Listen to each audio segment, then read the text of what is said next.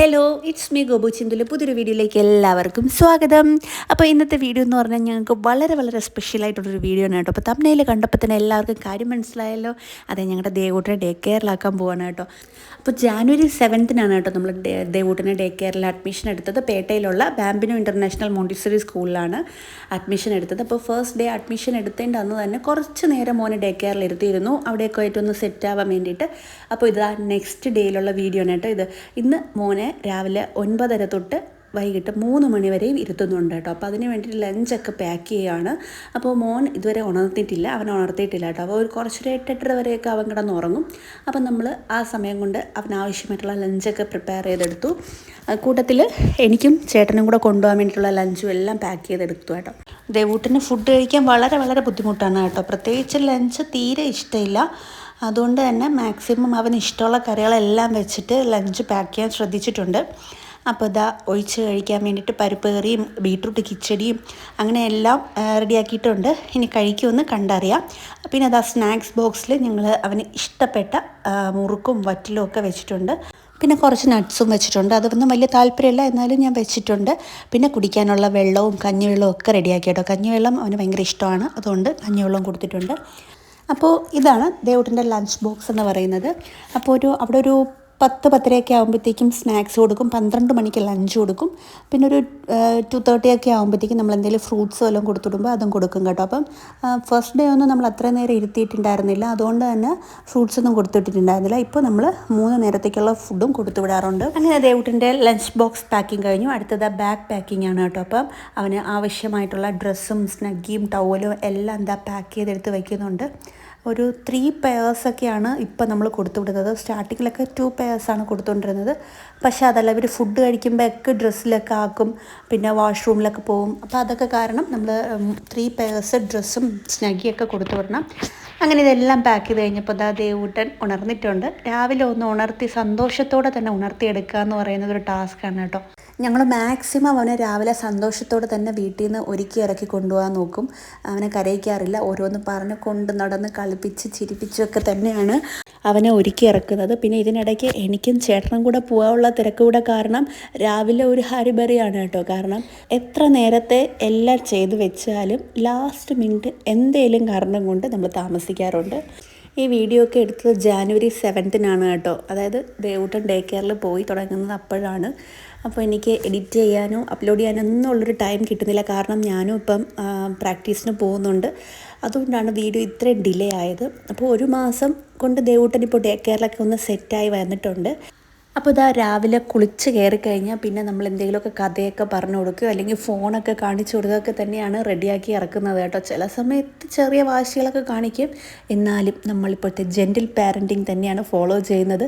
എന്ന് വെച്ചാൽ അവൻ്റെ വാശിക്ക് വിട്ടുകൊടുക്കുക എന്നുള്ളതല്ല, മാക്സിമം ദേഷ്യപ്പെടാതെ വളരെ സ്നേഹത്തോടെ അവനെ കാര്യങ്ങൾ പറഞ്ഞ് മനസ്സിലാക്കുക എന്നുള്ളതാണ് ഞാൻ ഉദ്ദേശിക്കുന്ന ജെൻറ്റിൽ പാരൻറ്റിങ്. അല്ലാതെ അവൻ പറയുന്ന എല്ലാ വാശികളും സമ്മതിച്ചു കൊടുക്കുക എന്നുള്ളതല്ല.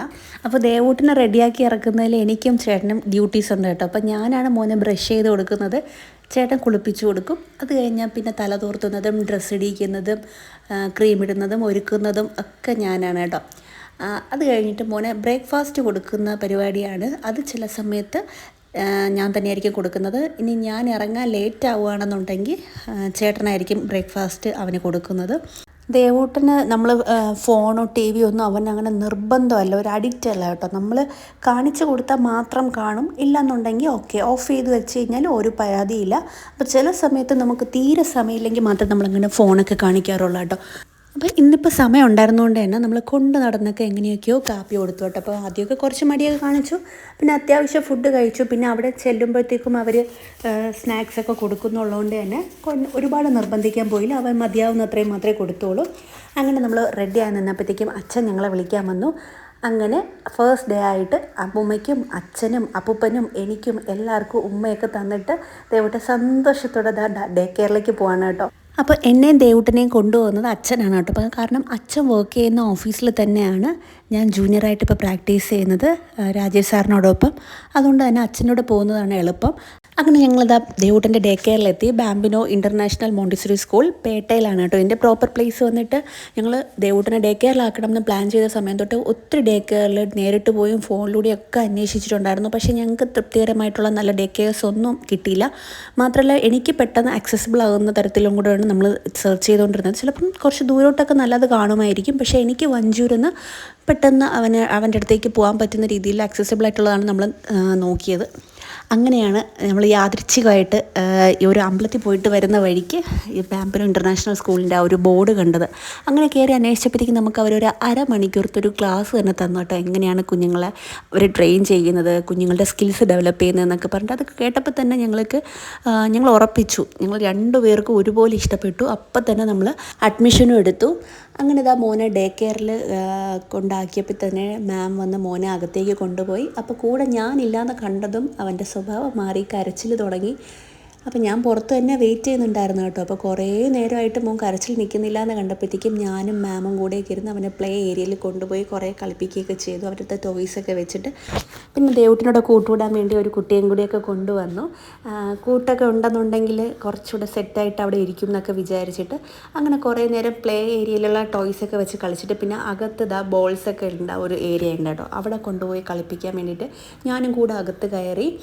അങ്ങനെ ടീച്ചർ ബോൾസൊക്കെ വെച്ച് ദേവുട്ടിനെ കളിപ്പിച്ചുകൊണ്ടിരുന്ന തക്കത്തിൽ അവൻ്റെ ശ്രദ്ധ ഒന്ന് മാറിയ സമയത്ത് ഞാൻ പതുക്കെ അവിടെ നിന്ന് പോയാട്ടോ. അങ്ങനെ ഞാൻ ഓഫീസിലേക്ക് പോയെങ്കിലും മനസ്സ് ഫുള്ള് ടെൻഷനായിരുന്നു. ചിന്തിച്ചേട്ടനും ഒരു സമാധാനം ഇല്ലായിരുന്നു കേട്ടോ. നമുക്ക് CCTV വഴി എല്ലാം കാണാൻ പറ്റുമെന്നുണ്ടെങ്കിലും ഞാൻ ഇടയ്ക്കിടയ്ക്ക് അടുത്ത് മാമിനെ വിളിക്കുമായിരുന്നു കേട്ടോ. മാം പിന്നെ കുഴപ്പമില്ല, നമുക്ക് മാനേജ് ചെയ്യാൻ പറ്റും, സാരമില്ല, കുഴപ്പമില്ല, ചെറിയ കരച്ചിലൊക്കെ ഉള്ളൂ, മാനേജബിളാണ് എന്നൊക്കെ പറഞ്ഞു. പിന്നെ ഇടയ്ക്കിടയ്ക്ക് മോൻ്റെ വീഡിയോസൊക്കെ എടുത്ത് അയച്ചു തരുന്നുണ്ട് കേട്ടോ. അവ ആക്റ്റീവായിട്ട് ഓരോരോ കാര്യങ്ങളൊക്കെ ചെയ്യുന്നുണ്ട്, കുഴപ്പമില്ല എന്നൊക്കെ പറഞ്ഞിട്ട്. അങ്ങനെ അതായിരുന്നു ഫസ്റ്റ് ഡേയിൽ അവൻ്റെ വിശേഷങ്ങൾ. ഞങ്ങൾ അന്നൊരു 2 മണിയൊക്കെ ആയപ്പോഴത്തേക്ക് മോനെ വിളിച്ചിട്ട് വന്നു കേട്ടോ. പിന്നെ ഞാൻ വിളിക്കാൻ ചെല്ലുമ്പോൾ എന്നെ കാണുമ്പോൾ ഭയങ്കര കരച്ചിലാണ് കേട്ടോ. അത് ആനന്ദാശ്രമാണെന്ന് തോന്നുന്നു. അതിപ്പോഴും മാറിയിട്ടില്ല. വൈകുന്നേരങ്ങളിൽ ഞാൻ വിളിക്കാൻ 3 മണിയാകുമ്പോൾ ചെല്ലുമ്പോഴത്തേക്കും ഒരു കരച്ചിലാണ്. പിന്നെ കുറച്ച് കഴിയുമ്പോഴത്തേക്കും അതങ്ങ് മാറും. അപ്പോൾ ഫസ്റ്റ് ഡേയിലെ വിശേഷങ്ങൾ അത്രേ ഉണ്ടായിരുന്നുള്ളൂ കേട്ടോ. അപ്പോൾ സെക്കൻഡ് ഡേ ചിന്തുചേട്ടൻ ഒരു സമാധാനം ഇല്ലാത്തതുകൊണ്ട് ചിന്തുചേട്ടൻ തന്നെ ഞങ്ങളെ കൊണ്ടാക്കാമെന്ന് പറഞ്ഞു. അങ്ങനെ ഡേ കെയറിൽ അവനെ കൊണ്ടാക്കി. അവിടെ എത്തിയപ്പോഴത്തേക്കും ഇന്നലത്തെ പോലെ തന്നെ ഇന്നും കരച്ചിലുണ്ടായിരുന്നു. പിന്നെ ഇന്നും ഞങ്ങൾ കുറച്ച് നേരം പ്ലേ ഏരിയയിലൊക്കെ നിർത്തി കളിപ്പിച്ചിട്ടാണ് അവനകത്തേക്ക് അയച്ചത് കേട്ടോ. ഒരാഴ്ചയൊക്കെ ആയി ഒന്നൊന്ന് സെറ്റാവാൻ വേണ്ടിയിട്ട്. പക്ഷേ കുഴപ്പമില്ല, വിചാരിച്ചതിലും വേഗത്തിൽ സെറ്റായിട്ടുണ്ട്. ഇപ്പോൾ 1 മാസം പിന്നിടുമ്പോഴത്തേക്കും കൊണ്ടാക്കുന്ന സമയത്തും വിളിക്കാൻ പോകുന്ന സമയത്തുള്ളൊരു കരച്ചിലേ ഉള്ളൂ, അല്ലാതെ കുഴപ്പമൊന്നുമില്ല. ഒരുപാട് മാറ്റങ്ങൾ വന്നു. അതായത് ഫുഡ് കഴിക്കുന്നതിൽ കുറച്ച് മാറ്റങ്ങൾ വന്നിട്ടുണ്ട്. അതുപോലെ തന്നെ ഫീഡിങ് ഉണ്ടെങ്കിൽ മാത്രമേ ഉറങ്ങുള്ളൂ എന്നായിരുന്നു. പക്ഷേ ഡേ കെയറിൽ ചെന്നിട്ട് ഇപ്പോൾ തനിയെ ഉറങ്ങി ശീലിച്ചു. അങ്ങനെ കുറേ കാര്യങ്ങളിൽ മാറ്റമൊക്കെ വന്നിട്ടുണ്ടായിരുന്നു കേട്ടോ. അപ്പോൾ എന്തായിരുന്നാലും ബാംബിനോ ഇൻ്റർനാഷണൽ മോണ്ടിസറി സ്കൂൾ എൻ്റെ മോന് വേണ്ടി ചൂസ് ചെയ്തതിൽ എനിക്ക് ഭയങ്കര സാറ്റിസ്ഫാക്ഷൻ ഉണ്ട്. ഇത് റിപ്പബ്ലിക് ഡേയുടെ അന്ന് ദേവുട്ടൻ്റെ ഡേ കെയറിൽ വെച്ചിട്ടെടുത്ത ഫോട്ടോ ആണ് കേട്ടോ. അപ്പോൾ ഇതായിരുന്നു ദേവുട്ടൻ്റെ ഡേ കെയറിലെ ഫസ്റ്റ് ഡേയിലേക്ക് വിശേഷങ്ങൾ. അപ്പോൾ വീഡിയോ എല്ലാവർക്കും ഇഷ്ടപ്പെടുന്നു വിചാരിക്കുന്നു. വീഡിയോ ഇഷ്ടപ്പെട്ടാൽ മറക്കാതെ ഞങ്ങളുടെ ചാനൽ ഒന്ന് സബ്സ്ക്രൈബ് ചെയ്യുക, വീഡിയോ ലൈക്ക് ചെയ്യുക, ഷെയർ ചെയ്യുക, കമൻറ്റ് ചെയ്യുക. അടുത്ത പുതിയൊരു വീഡിയോ ആയിട്ട് വീണ്ടും കാണാം. അതുവരെ ബൈ ബൈ.